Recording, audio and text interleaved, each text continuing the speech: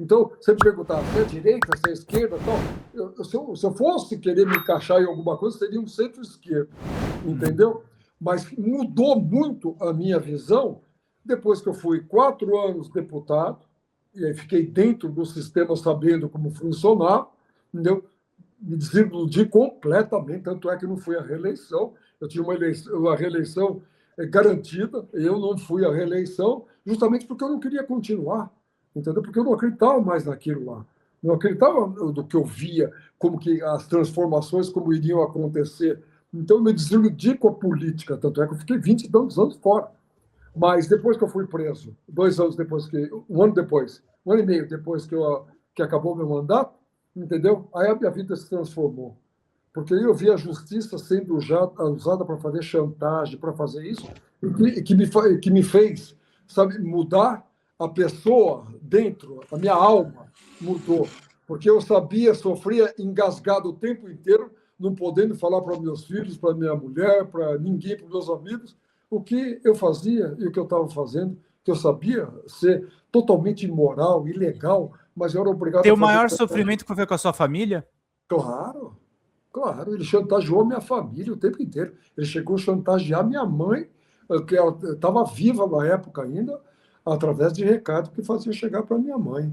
Entendeu? Falando que se eu não fizesse, tal, que não sei o quê, que tinha que saber que ia pegar meus irmãos, que ia pegar isso, blá, blá, blá, blá, tal. E minha mãe ficava desesperada, entendeu? Porque meu pai e minha mãe não gostavam que eu participasse de política. Felizmente, meu pai já tinha morrido, porque então ele me alertou de tudo isso que poderia acontecer. Ele falou: não entra, não entra, você não precisa de política, não entra, não entra.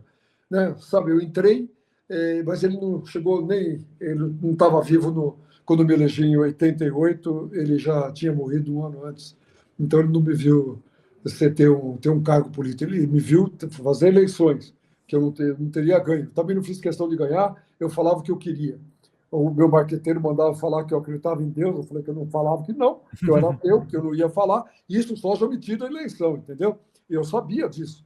Então, eu fui esse cara aí, entendeu? Nunca tive grupo, nunca fiz conchavo, nunca fiz nada com ninguém, não precisei, nunca trabalhei com prefeitura, com Estado, com governo federal, o meu negócio é iniciativa privada, sou empresário, minha família toda, meu pai era, então eu preciso. Mas eu tenho um cara de consciência social, eu sou um cara de consciência social, mas que a prisão e o que aconteceu com a minha família, principalmente, eu tenho casca grossa.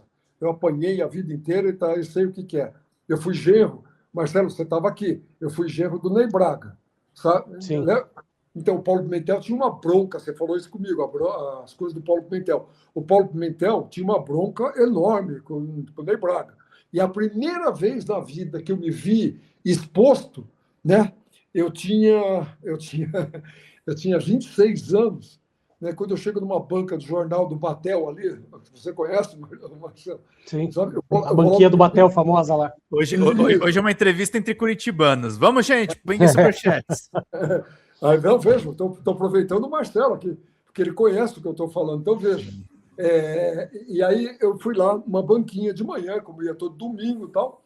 A hora que eu olho, eu era o genro do Ney Braga, entendeu? Só isso, não era mais nada. Eu não tinha cargo, não tinha coisa nenhuma, eu trabalhava nas minhas coisas, tudo bem.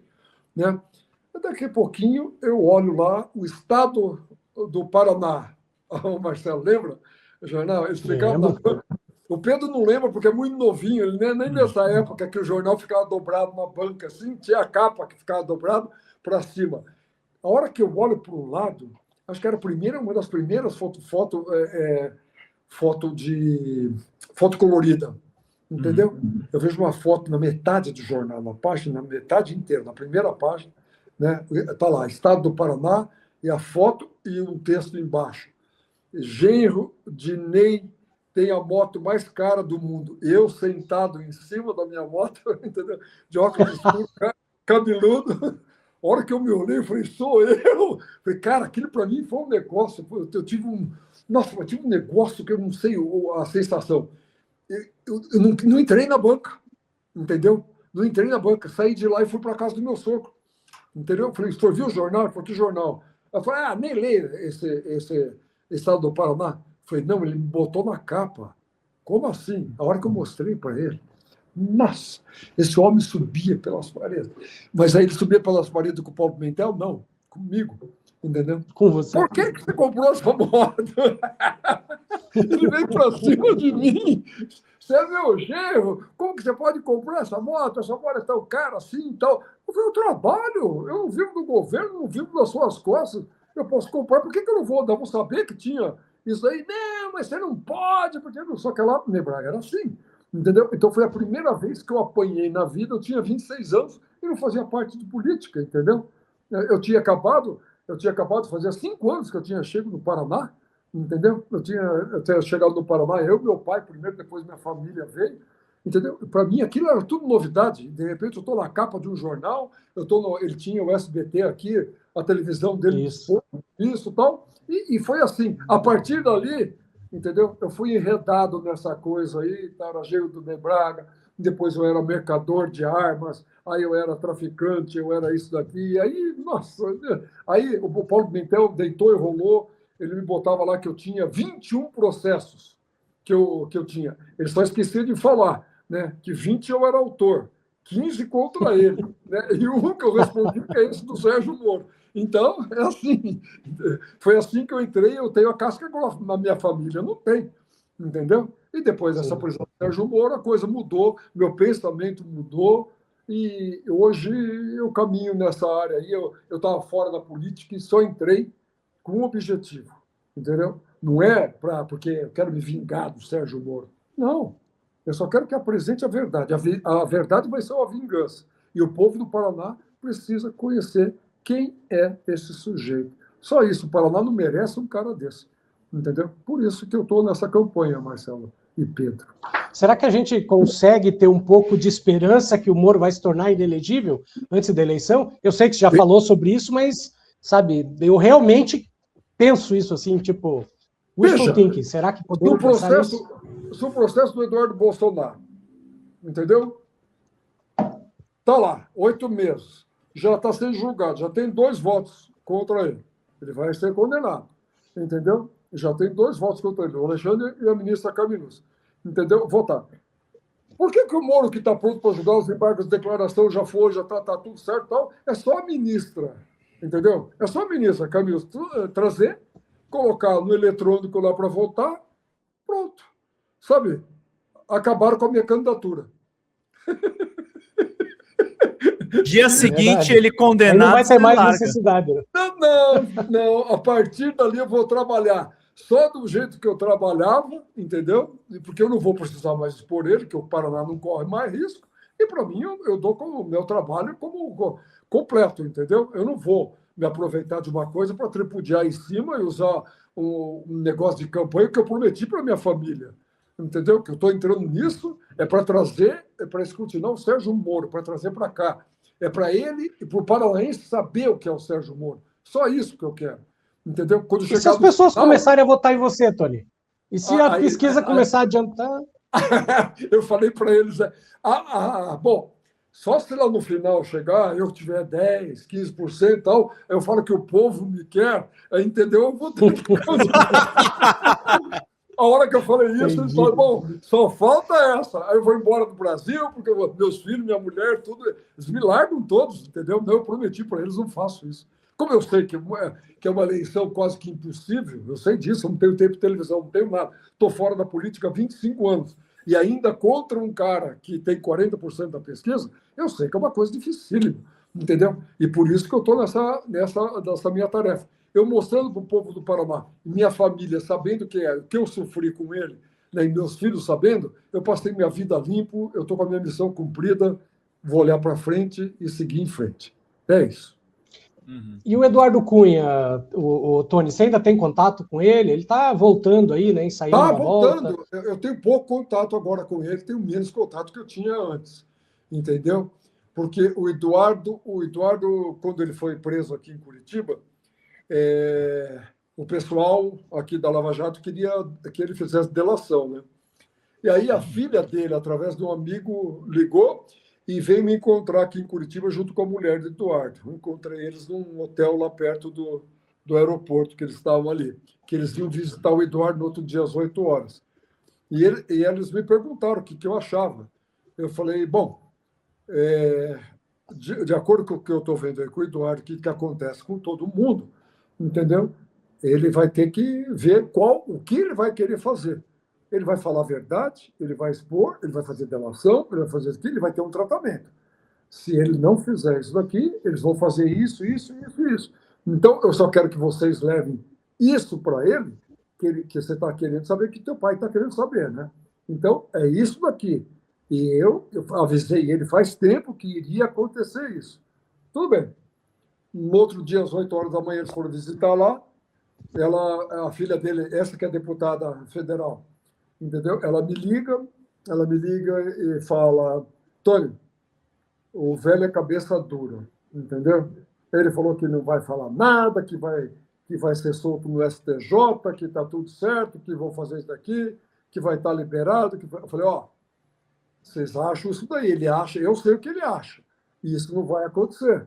Por que você acha? Eu falei, por que não? Eu não podia falar, porque quem estava aqui a decidir a vida dele era o ministro Félix Fischer, que estava sendo chantageado por eles. Só que eu não podia falar, entendeu? Já estava tudo pronto para ele ser punido, claro.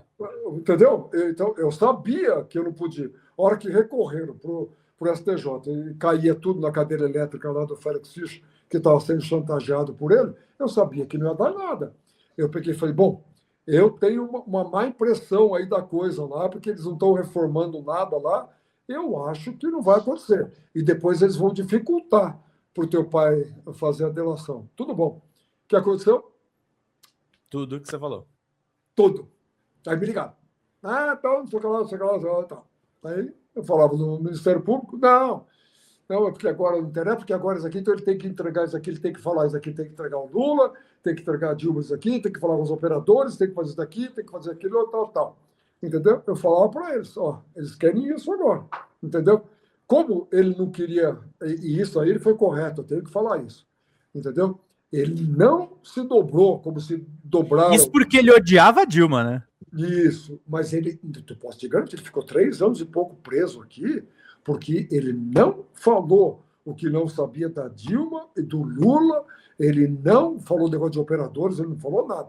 Ele falou de outras coisas, entendeu? De outras pessoas. Mas ele não falou, e aí, como ele não deixou colocar na boca, igual o Léo Pinheiro Machado deixou colocar na boca dele, igual o Palocci deixou colocar na boca dele, a delação, igual o Odebrecht, tanto o Emílio quanto o Marcelo, deixaram colocar na boca dele depois, não aguentaram a prisão. O Eduardo aguentou uns 3 anos e meio de prisão e não fez o que o Ministério Público queria que ele fizesse, o Moro queria que ele fizesse. Isso aí eu tenho que falar e tenho que ser justo, entendeu? Então, esse foi o lado dele. Ele ajudou muito, entendeu? Ele ajudou muito a fazer as coisas para eles ajudarem a criar um ambiente para derrubar a Dilma, porque ele era inimigo da Dilma. Enquanto ele estava na presidência, entendeu? Através de mim, ele passava um monte de informação que a Lava Jato usou, né? E que pega para pegar, nunca para pegar ela, mas para pegar o entorno, né? Para fazer a coisa, para dar o impeachment para ela, para criar o ambiente. Ele ajudou muito. E eles avisavam. Fale para ele o seguinte: se aquele amigo dele vier para a delação e ele vier depois, entendeu? Nós vamos pegar ele também. Se ele perder o cargo de deputado, nós vamos prender ele também. Eu falava para ele, entendeu? Eu avisava, eles avisavam. Né? Ele está ajudando porque ele é inimigo da Dilma e do PT. Nós também. Então, para nós interessa. Mas depois nós vamos pegar ele também.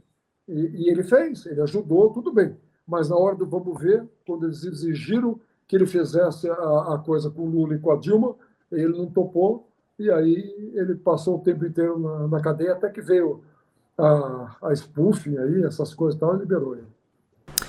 Fala, galera da Folha TV, não se esquece de se inscrever aqui no nosso canal para assistir programas como Folha Notícias Manhã, Folha Notícias Noite, o nosso Folha Entrevista e o nosso Barzinho das Meninas. Muitas coisas bacanas a gente acompanha por aqui e a gente precisa muito, muito do apoio de vocês para nosso trabalho jornalístico, investigativo, de curadoria de conteúdo, com vocês ajudando no nosso Pix, folhademocrata@gmail.com, ou mandando superchats, valeu demais, e os recursos financeiros, tornando-se membro do nosso canal, no nosso curso de jornalismo básico, para você ficar muito bem informado a respeito de tudo. Queridos e queridas, muito obrigado pela presença de todos vocês. Vida longa e próspera. Cuidem-se, cuidem dos seus e não esquece de se inscrever aqui na Folha TV. Até mais!